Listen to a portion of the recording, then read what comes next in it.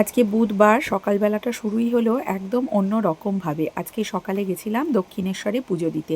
আসলে অনেক দিন ধরে ভাবছি পুজো দিতে যাব কিন্তু কিছুতেই আর যাওয়া হয়ে উঠছে না। তাই জন্যে কালকে রাত্রে থেকে ঠিক করেই রেখেছিলাম যে আজকে যতই বৃষ্টি হোক বা ওয়েদার যেরকমই হোক আজকে সকালবেলা যাবই পুজো দিতে।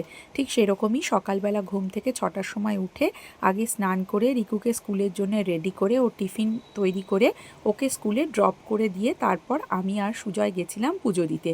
ওরকে আবার স্কুল থেকে আনার মধ্যে যে এই 2 ঘন্টা টাইম, সেই 2 ঘন্টার মধ্যেই ঠিক করেছিলাম আমরা পুজোটা দিয়ে ফেরত চলে আসব। আসলে এখন তো ওর প্রত্যেক দিনই স্কুল থাকে, সেই জন্য ওকে নিয়ে আর যাওয়া হয় না।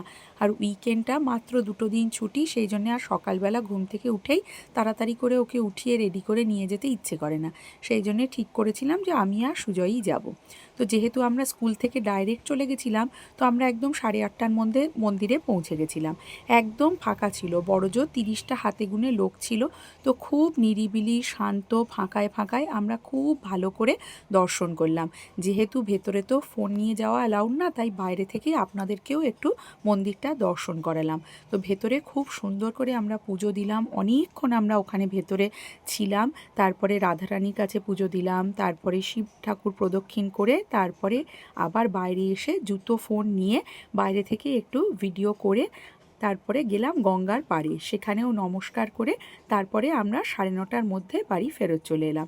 তো খুব সুন্দর আজকে পুজোটা হয়েছে।